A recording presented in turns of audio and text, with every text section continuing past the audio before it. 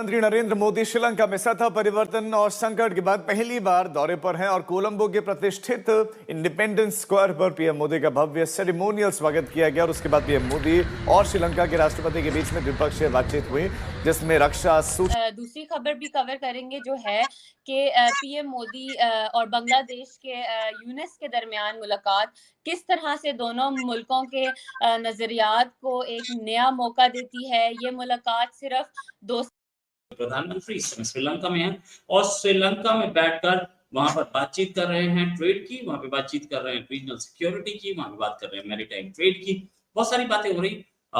साथ में ये भी कि श्रीलंका, क्योंकि ये जो विजिट है ये बहुत सिग्निफिकेंट विजिट है और हमने इसके ऊपर बात ही नहीं की कि और क्या हुआ है। वो मीटिंग तो बाद में हुई, लेकिन उससे पहले क्या कुछ हुआ, तो आइए जरा हम आपको ये बताते हैं कि उससे पहले क्या हुआ। तो देखिए, उससे पहले ये हुआ है कि मोदी साहब ने समेत 7 बड़े समझौते हुए। श्रीलंका ने प्रधानमंत्री मोदी को श्रीलंका मित्र विभूषण सम्मान से सम्मानित किया है। ये सम्मान उन देशों के राष्ट्राध्यक्षों को दिया जाता है जिनके श्रीलंका के साथ दोस्ताना संबंध हैं। पीएम मोदी ने भी सम्मान मिलने पर खुशी जताई और कहा, हार नहीं बल्कि इसके पीछे हमें मुख्तलिफ सियासी मुद्दे और बॉर्डर वाटर ट्रीटी जैसे अहम मसाइल भी नजर आते हैं। इंडिया की तरफ से anti India rhetoric, Hindu minorities की सिचुएशन और बॉर्डर के मसाइल भी का top most awards, highest civilian award प्रधानमंत्री जी को दिया जा रहा है। ये वही श्रीलंका है जो कुछ टाइम पहले कुछ साल पहले हम्बनटोटा चाइना को दे रहा था और चाइना के सारे प्रोजेक्ट्स पास कर रहा था, चाइना की गोद में बैठा हुआ था। ये थाईलैंड में रामायण देखी है। अब आप कहेंगे थाईलैंड में रामायण देखी है, एग्जैक्टली ऐसा ही हुआ है, क्योंकि थाईलैंड ने भारत के प्राइम मिनिस्टर को अपना वर्जन रामायण। जय हिंद दोस्तों। तो हमारे पीएम मोदी जो है वो श्रीलंका के दौरे पे गए थे और वहाँ पे D7 अवार्ड जो है हमारे पीएम मोदी को सम्मानित किया गया है, जो कि बहुत रेयर ये अवार्ड जो है दिया जाता है। ऊंचे दायरे के जो लोग होते हैं उन्हें ये अवार्ड दिया जाता है और ये अवार्ड जो हमारे पीएम मोदी को दिया गया है ये बहुत गर्व की बात है हमारे लिए। और ऐसे अवार्ड जो है हमारे पीएम मोदी को 23 से 24 अवार्ड जो है वो दिया गया है, हर एक कंट्री दिए हैं 23 से 24 अवार्ड। और जो ये अवार्ड दिया है ये देख के जो पाकिस्तान है एकदम जला हुआ है कि जो हमारे पीएम मोदी का जो है कहीं भी जाते हैं तो उनका डंका बज जाता है डंका, ऐसा कि पूरी दुनिया में उनका चर्चा होता है। तो उसके बारे में तो ये जो श्रीलंका का जो दौरा है इसके बारे में भी पूरा दुनिया में चर्चा हो रहा है और D7 अवार्ड जो मिला है हमारे पीएम मोदी को, ये देख के पाकिस्तान एकदम जल गया है। पूरी दुनिया भी सोच रहा है कि हमारे पीएम मोदी है वो भी क्या है जो कहीं भी जाते हैं तो अपना डंका बजा जाते हैं। तो इसके बारे में जो श्रीलंका है वो श्रीलंका का जो बहुत ही हमारे पीएम मोदी है जो भारत है वो बहुत हेल्प किए थे एक टाइम और अभी भी कर ही रहे हैं। कुछ भी होता है तो हमारे पीएम मोदी है खड़े रहते हैं साथ में, और किसी भी तरह का प्रॉब्लम कुछ आए तो साथ में खड़ा होकर पार करते हैं, मिल के सॉल्व करते हैं प्रॉब्लम को। तो जो पीएम मोदी है इसके बारे में भी चर्चा किया गया है, चर्चा किए हैं। साथ ही हम देखें तो पॉजिटिव कंस्ट्रक्टिव टाइज और डोमेस्टिक जैसे प्लेटफॉर्म्स पर म्यूचुअल कोऑपरेशन की भी कोशिश दिखाई दे रही है। और वहीं बांग्लादेश की तरफ से शेख हसीना का के extradition, border killings, Ganga water treaty extradition और टीस्टा वाटर रिवर शेयरिंग के मसाइल भी सामने हैं।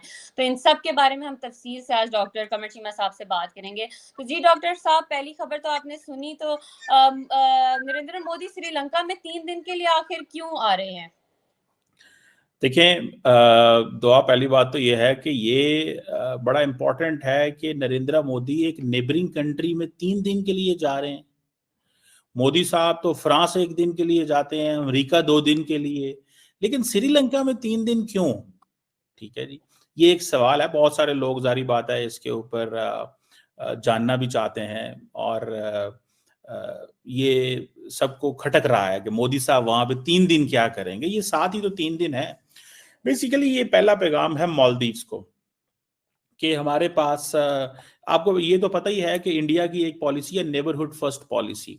तो नेबरहुड फर्स्ट पॉलिसी में इंडियन जो लीडरशिप है वो खित्ते के तमाम नेबर्स के साथ बहुत अच्छे ताल्लुकात चाहती है। ये जो इस वक्त हुकूमत श्रीलंका के अंदर आई है, जिसमें ये जो श्रीलंका के प्रेसिडेंट हैं, ये आप समझ लें कि प्रेसिडेंट अनुरा कुमारा जो हैं, ये इनकी ये एक कम्युनिस्ट माइंडसेट के बंदे थे, और ये माजी में जो जिसे कहते हैं ना हुकूमत के खिलाफ बड़ा रहे। और इस दफा जब श्रीलंका में आपको याद होगा कि डिफॉल्ट कर गया, तो फिर एक गवर्नमेंट आई, और फिर उसके बाद जब इलेक्शंस हुए तो ये सामने आ गए।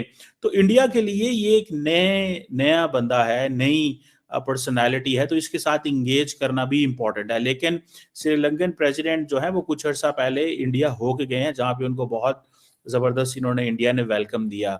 असल में 3, 4, 5 इंपॉर्टेंट पॉइंट्स हैं जिसके ऊपर बात करनी जरूरी है।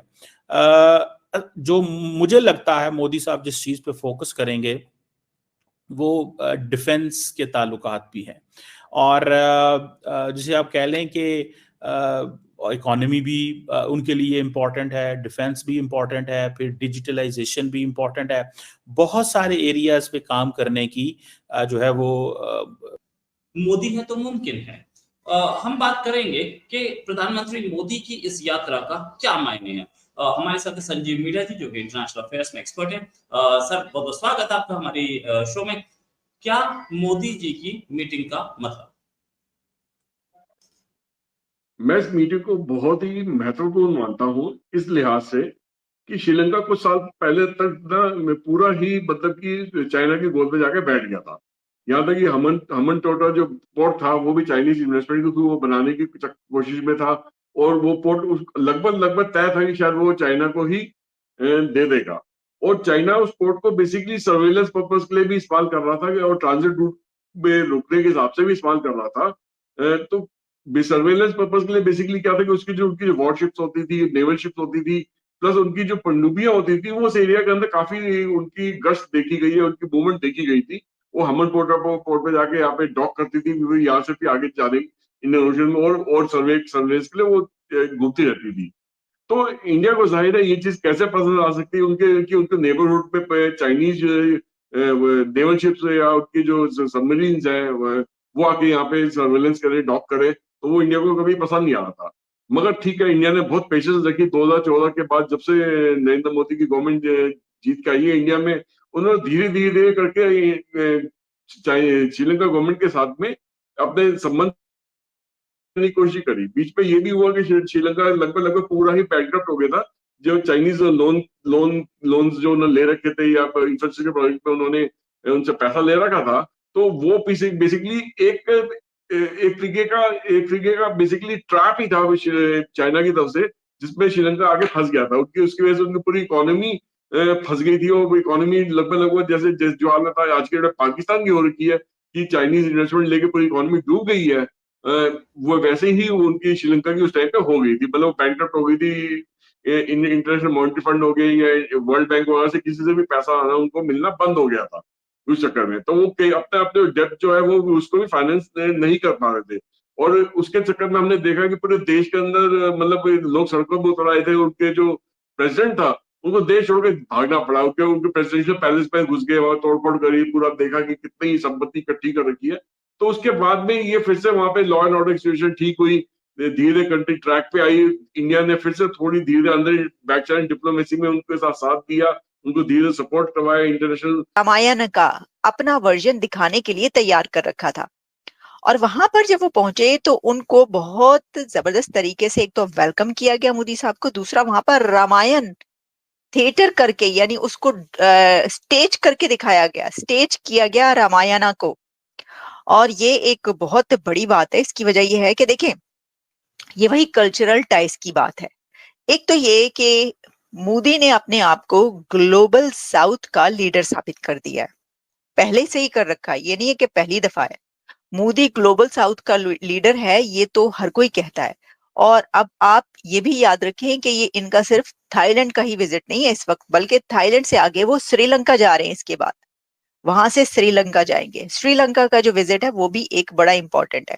लेकिन मैं आपके सामने जरा मैं तस्वीरें पेश किए देती हूँ। ये देखिए जनाब, ये जो वहां पे रामायण पेश की गई है वो कैसे उन्होंने कह रहे हैं कि ये थाईलैंड में एक फ्यूजन क्रिएट किया गया है रामायण का। और ये देखिए आप, ये सारी जो हैं ये वहां पर तो अब देख लीजिए वीडियो की पाकिस्तान के बारे में क्या कह रहे हैं, हमारे पीएम मोदी के बारे में क्या कह रहे हैं, हमारे भारत के बारे में क्या कह रहे हैं।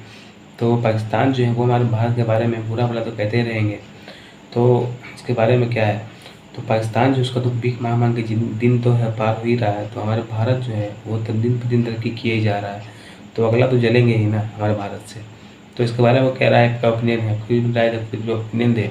और चलिए मिलते हैं नेक्स्ट वीडियो में, तब तक के लिए जय श्री राम, जय हिंद।